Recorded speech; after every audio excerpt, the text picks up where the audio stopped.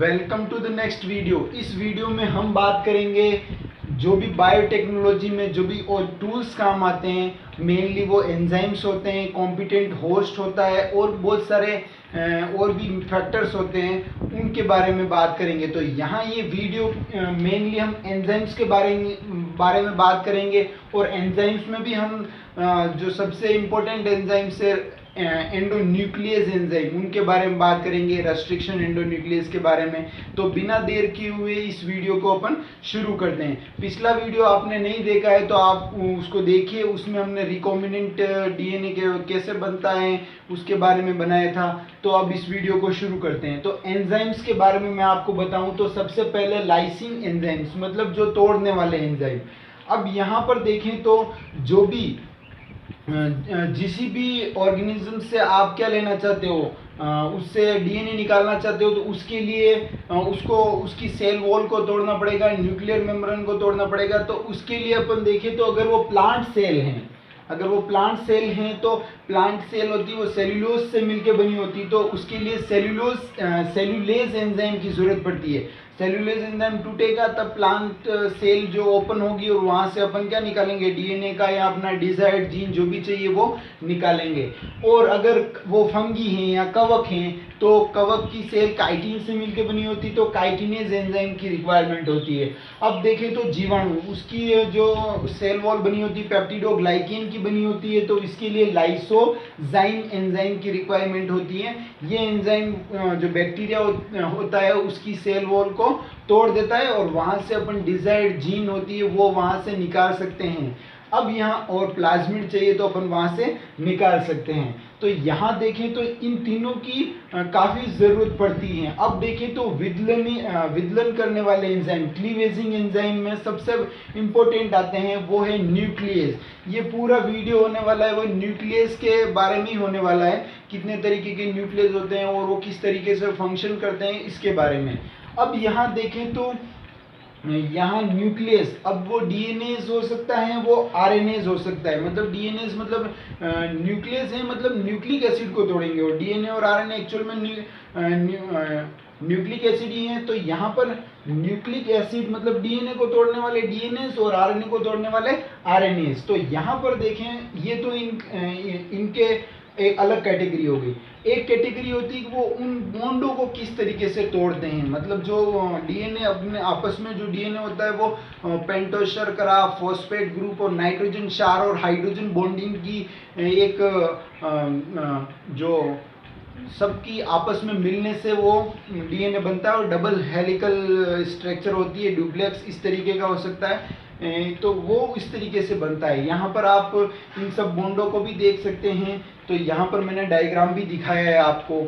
तो यहाँ पर हाइड्रोजन बॉन्ड होते हैं, वो नाइट्रोजन बेसेस होते हैं, उनके बीच में हाइड्रोजन बॉन्ड पाए जाते हैं। कहीं पर तो 2 हाइड्रोजन बॉन्ड पाए जाते हैं और कहीं पर 3 पाए जाते हैं। जैसे ए और टी, जो एडिनिन और थाइमिन होता है उसके बीच में 2 हाइड्रोजन बॉन्ड पाए जाते हैं। और गुआनिन और साइटोसिन होते हैं, जैसा कि आप देख सकते हैं कि गुआनिन और साइटोसिन होते हैं, वहाँ पर 3 हाइड्रोजन बॉन्ड उसके बीच में पाए जाते हैं। और यहाँ देखें ऊपर आप अगर फॉस्फोडाइस्टर बॉन्ड भी देख सकते हैं, और यहाँ पर फॉस्फोडाइस्टर बॉन्ड भी होते हैं। और जो पेंटोज शर्करा होती हैं और जो नाइट्रोजन बेसेस होते हैं उनके बीच में भी ग्लाइकोसिडिक बॉन्ड पाया जाता है, वो भी आप क्लियरली डायग्राम में देख सकते हैं। अब यहाँ देखें तो थोड़ा सा अपन यहाँ और समझने की कोशिश करें कि जो एक्सोन्यूक्लियस होता है वो क्या करता है कि जो डीएनए का डबल हेलिकल होता है या डीएनए होता है उसको बाहरी साइड से उसको काटता है, मतलब बाहरी तरफ से न्यूक्लियोटाइड को हटाता है। मतलब बाहर से जो 5 प्राइम से 3 प्राइम होता है, जिस तरीके से आप क्लियरली यहाँ डायग्राम में देख सकते हो कि यहाँ पर मैंने बताया कि यहाँ बाहर से वो काटेगा 5 प्राइम से 3 प्राइम, मतलब बाहर से वो तोड़ेगा, उसको अपन बोलते हैं एक्सोन्यूक्लियस। तो एक्सोन्यूक्लियस बाहर से काटता है और फॉस्फोडाइस्टर बॉन्ड को तोड़ता है, जैसा कि आप क्लियरली देख सकते हैं। अब यहाँ देखें तो एंडोन्यूक्लियस होता है वो डीएनए को बीचों बीच से काटता है। मतलब यहाँ पर ये देख रहे हो आप, यहाँ पर बीचों बीच में से ये डीएनए का एक स्ट्रैंड बनाया है, 5 स्ट्रैंड से 5 प्राइम से 3 प्राइम और यहाँ पर 3 प्राइम से 5 प्राइम। तो ये डीएनए का एक स्ट्रैंड है जो स्टैंड है, यहाँ पर ये बीच में से काटेगा तो उसको बोलते हैं एंडोन्यूक्लियस। अब तीसरा वाला जो आता है उसके बारे में हम ज़्यादा काफ़ी डिटेल में पढ़ेंगे, उसको बोलते हैं रेस्ट्रिक्शन एंडोन्यूक्लियस।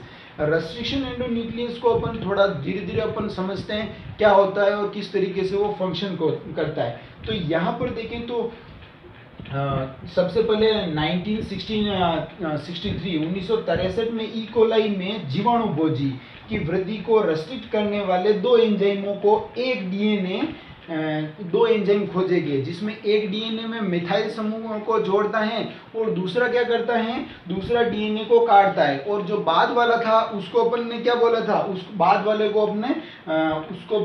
को रेस्ट्रिक्शन एंडोन्यूक्लियस कहा था। मतलब 1963 में दो एंजाइम खोजे गए थे, जिसमें एक को तो क्या बोला था, रेस्ट्रिक्शन एंडोन्यूक्लियस बोला था, और एक मिथाइल समूह को जोड़ता है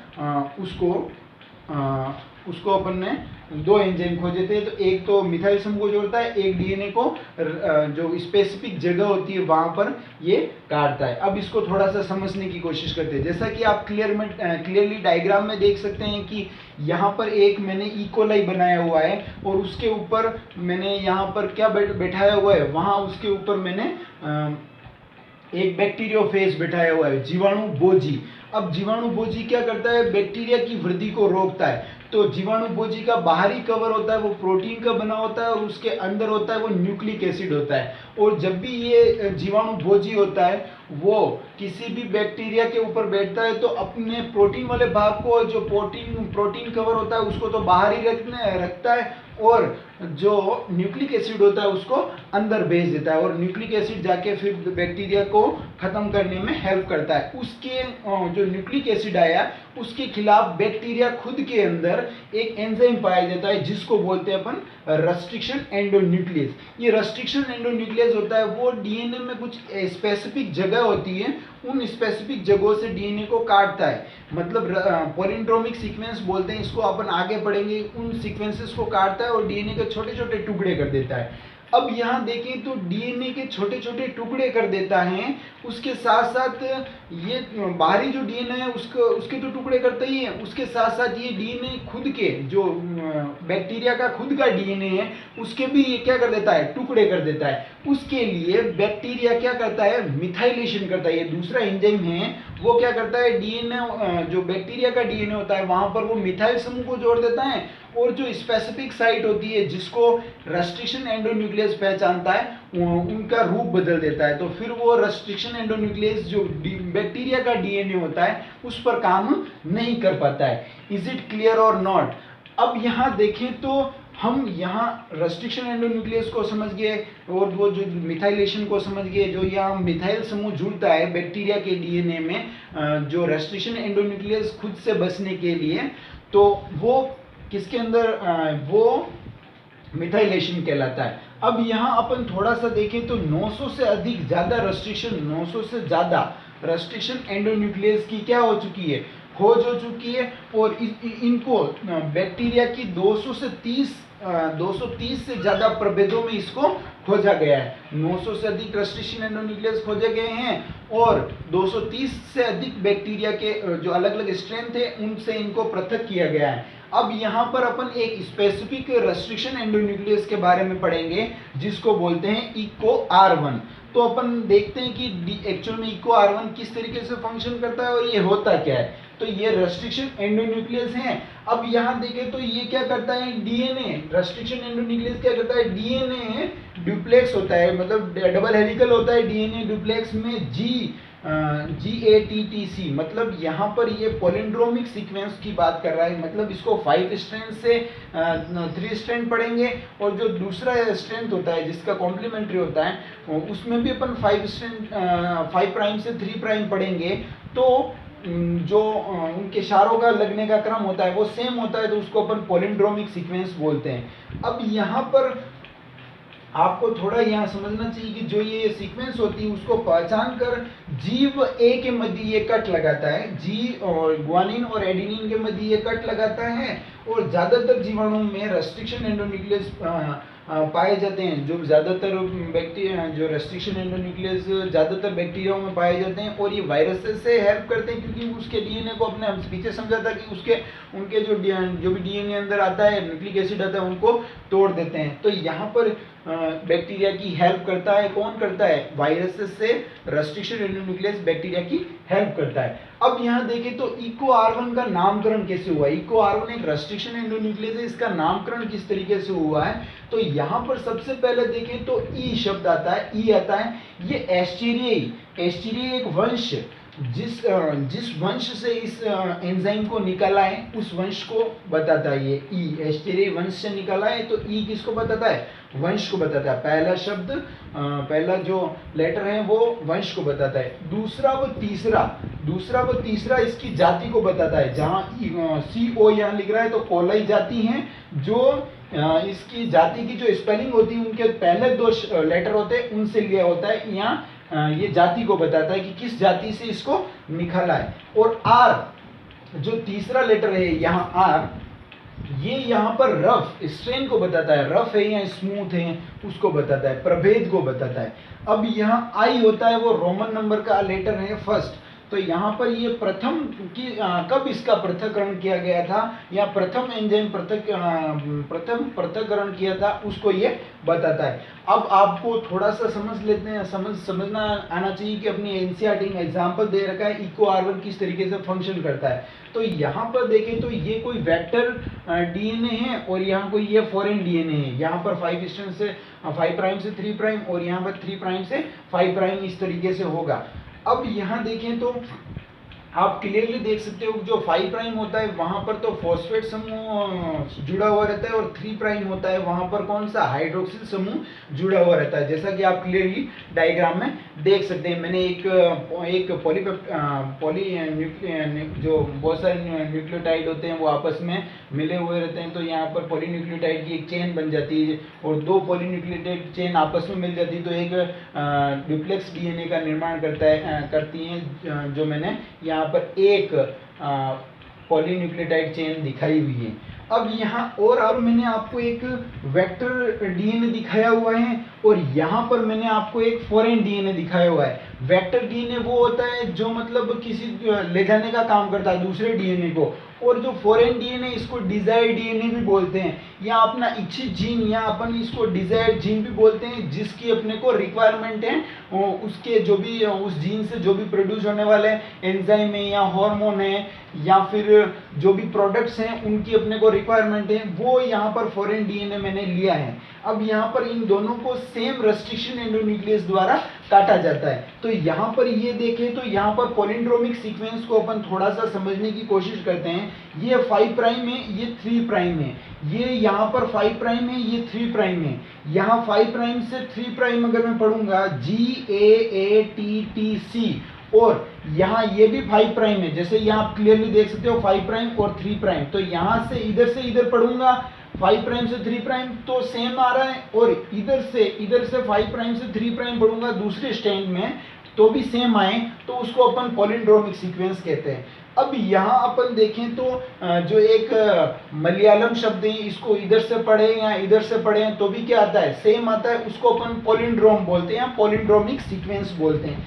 ये जो रेस्ट्रिक्शन एंडोन्यूक्लियस होते हैं, ये इन जो भी पॉलिंड्रोमिक सीक्वेंस होती है उनको क्या करते हैं? ये पहचानते हैं, और फिर ये जो इको R1 है, स्पेशली इको R1 है जो एक रेस्ट्रिक्शन एंडोन्यूक्लियस है, वो जीव A के मध्य कट लगाता है, जो फॉस्फोडाइस्टर बॉन्ड को तोड़ता है, पहले आपने देखा था। अब यहाँ पर ये फॉस्फोडाइस्टर बॉन्ड को तोड़ेगा तो ये वाला पोर्शन यहाँ से गायब हो जाएगा, और इधर से ये नीचे वाला पोर्शन यहाँ पर गायब हो जाएगा। तो यहाँ पर ये क्लियरली आप देख सकते हो कि यहाँ पर अकेला G बचेगा और ये वाला पोर्शन गायब हो जाएगा, ये वाला पोर्शन रहेगा।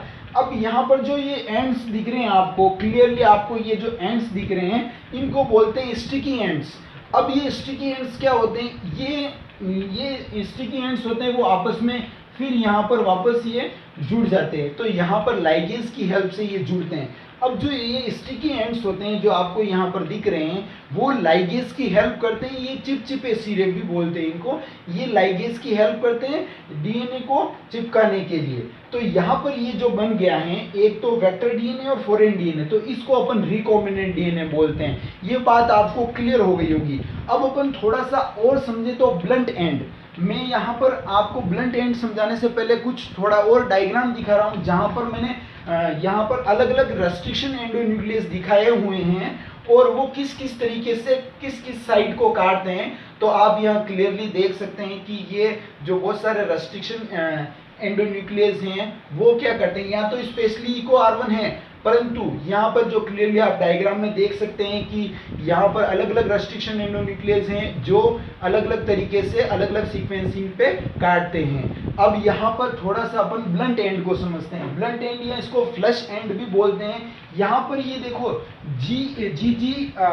GGCC, तो इसके विपरीत भी आएगा GGCC। तो यहाँ पर बीचों बीच ही अगर कट लगाता है तो यहाँ पर इनको ब्लंट एंड बोलते हैं। यहाँ पर तो ये देखो स्टिकी एंड्स आए थे, ये बात आपको क्लियर हो गई होगी। इनको ओवर हैंगिंग स्ट्रेचेस भी बोलते हैं, ओवर हैंगिंग स्ट्रेचेस भी बोलते हैं। अब यहाँ पर देखें तो सबसे पहला जो रेस्ट्रिक्शन एंडोन्यूक्लियस खोजा गया था वो HIND2 था।